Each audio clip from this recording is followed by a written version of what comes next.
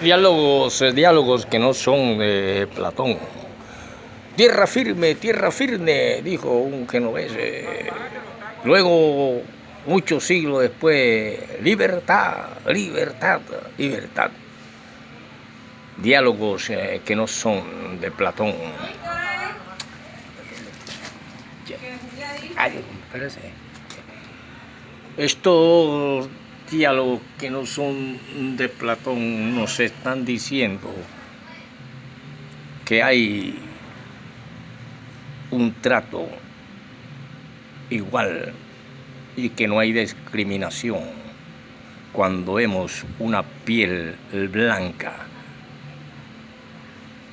cortándose el cabello en un salón estético con una africana, o cuando vemos un masajista o una masajista que sobre la piel blanca, como si fuese la reina de Inglaterra o la reina de España, cosa que era posible en aquellos tiempos en que no se podía mirar debido al latifundio y a los dueños de la tierra y a los dueños de los siervos, los ojos, y por lo tanto era imposible soñar con estrecharle la mano a un blanco.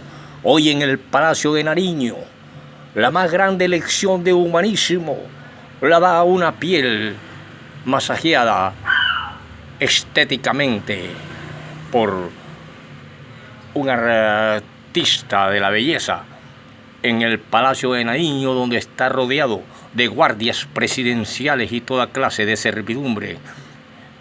Y esto lo ven mal, pero no ven mal a aquel hombre que en una época... Profesor, ¿pero qué tiene ahí, profesor? Querido estudiante, permítame presentarle. Aquí está el Círculo de Estudio para Líderes Comunitarios entregado a Robinson Ferreira, a quien se le evalúa como un rendimiento totalmente alto y excelente, y su participación es considerada muy valiosa por las doctoras Claudia Devia, psicóloga, y la doctora Daisy Milena Murillo, de la Universidad Metropolitana, para los cursos de liderazgo en los cuales el SENA entregaría también diploma, y la corporación universitaria.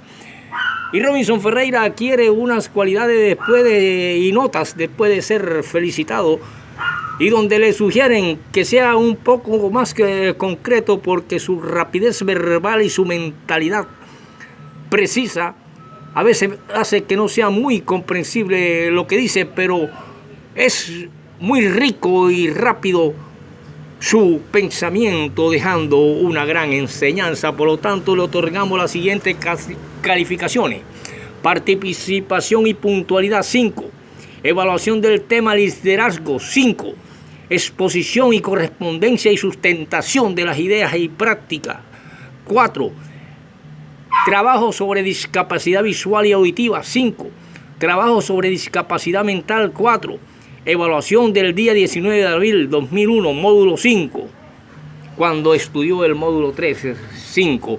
Por lo tanto, uno de los más valiosos líderes comunitarios del departamento del Atlántico y de Barranquilla.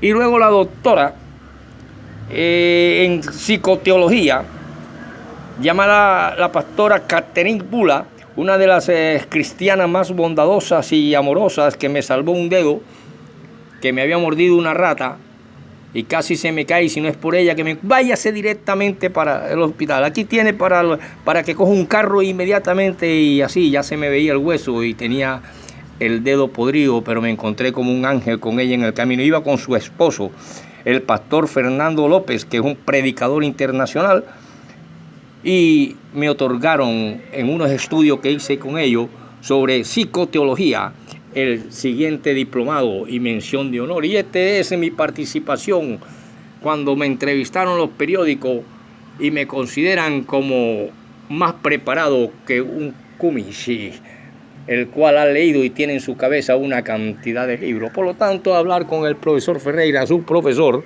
es estar hablando con conciencia. Y por eso les digo que llega un momento en que alguien de los tradicionalistas políticos colombianos dice: hagamos todo lo posible por no evitar la guerra civil. Se trataba del señor Laureano Gómez.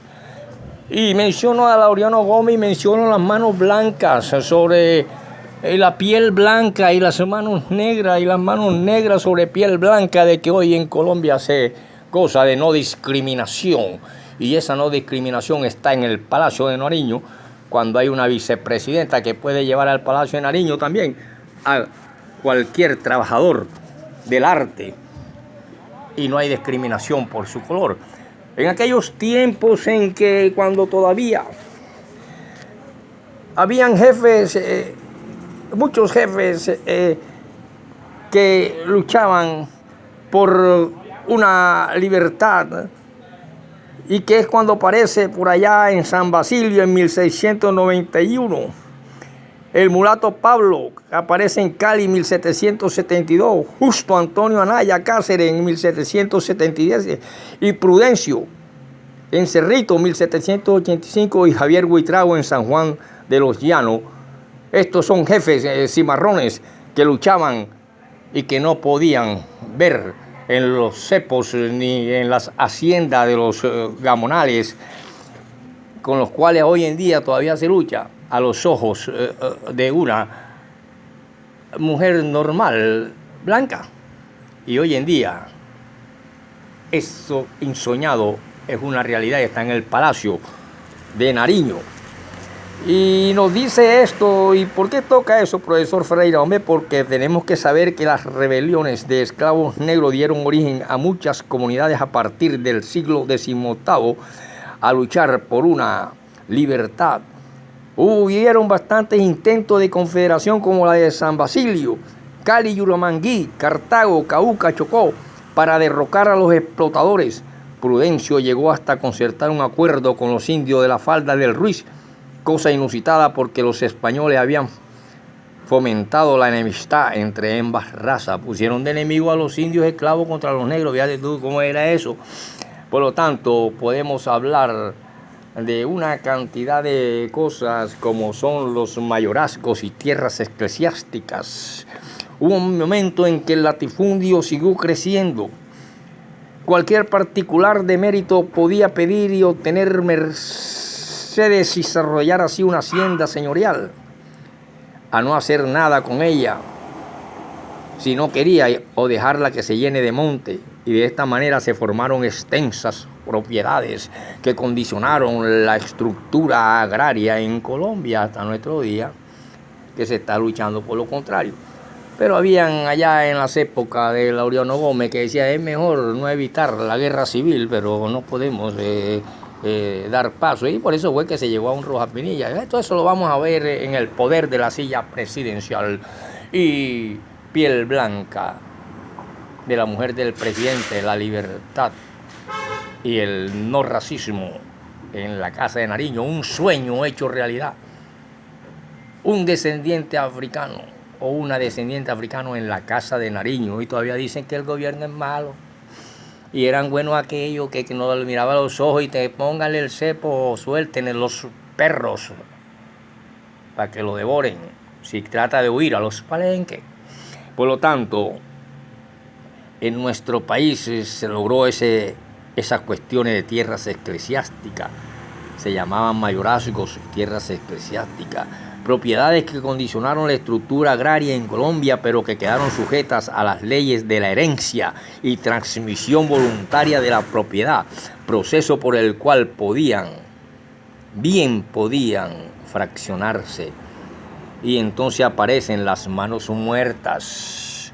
Y no estoy hablando de los libros, el libro sagrado de los muertos de Egipto. Reglas y títulos. En el mayorazgo, la propiedad solo podía transmitirse entera al hijo mayor del dueño y sus descendientes masculinos, que también heredaban un título nobiliario. Todavía no se ha hecho un inventario completo de mayorazgo con tierras en Colombia. Se cree que no fueron muchos debido a lo costoso de obtenerlos en la Corte de Madrid y a lo complicado del procedimiento, que a veces llevó a litigio entre familias aparentadas que se creían con derecho al mismo título. Por eso es que no todos los nobles tenían este tipo de mayorazgo. En efecto, se puede decir que solo en Popayán habían 195 familias nobles según el censo de 1807, muchos de ellos sin tierras, pero cada mayorazgo concedía poderes vitalicios y hereditarios sobre inmensas porciones de territorio. Y así podemos, si se trata de desfigurar a la moral de una mujer cuyo esposo tiene el poder de la silla presidencial, no podemos más que dar un grito de libertad y un grito de no racismo y un grito de que es un sueño, de que alguien esclavo o es esclavo de los antepasados hoy esté en la silla de vicepresidenta de un presidente con el poder de la silla presidencial. Y esto no es malo, pero los medios deformes de comunicación sí lo ven. Y podemos decir entonces que un sector del conservatismo ataca el pacto de tregua concertado entre los partidos. La Unión Nacional es una situación frágil, porque desde España el jefe conservador Laureano Gómez decía el 8 de agosto de 1948, yo comparo este momento de Colombia con el de España. Luego de la guerra, luego de la revolución del 34, creo que como aquí la guerra civil es inevitable. Quiera Dios, decía Gómez, que la ganemos nosotros. Y el Congreso de 1948 termina con la aprobación de una ley electoral solicitada por el liberalismo que rechaza el conservatismo y que será el motivo de la explotación de violencia que ocurriría al año siguiente. Por eso es que en 1949 la violencia política es visible en diversas regiones y el deterioro del orden constitucional es notorio.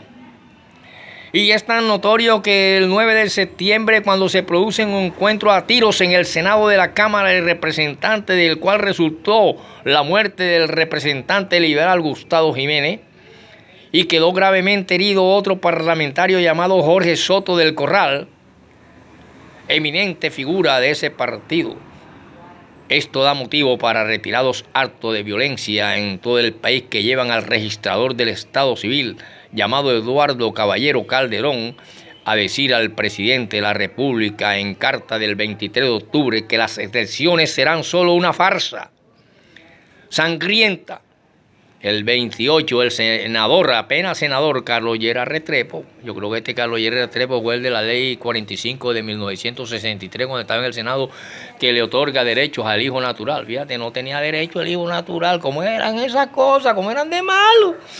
Y por lo tanto se ordena el retiro de los liberales de todos los organismos del poder electoral, donde la violencia haga imposible la concurrencia a las urnas.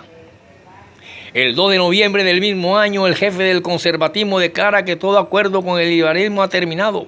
Y el 9 de ese mes, el presidente de la República declara el estado de sitio, levantando el 17 de septiembre anterior clausura del Congreso y la Asamblea departamentales y cabildo, establece la censura de prensa, modifica la composición del Consejo de Estado y la manera como la Corte Suprema de Justicia puede decidir sobre la constitucionalidad de los decretos extraordinarios dictados dentro del régimen del estado de sitio. Y es por este escueto resumen de acontecimientos que sería largo representar y determinar y detallar en Colombia cómo se observa la gravedad e intensidad de la crisis constitucional. Y la violencia se apodera del país y naufraga la Constitución. El sostén del gobierno es el ejército y no tardará en llegar la jefatura de las fuerzas militares, y es cuando surge el general Gustavo Rojas Pinilla, árbitro de la situación y adulado por fracciones conservadoras y liberales que buscaban un cambio de gobierno. Y esto se produce el 13 de junio de 1953, cuando el país entra en el periodo del régimen militar. No son diálogos de Platón. Y continuaremos con el fin cuarto y quinto episodio con Franco y Mussolini.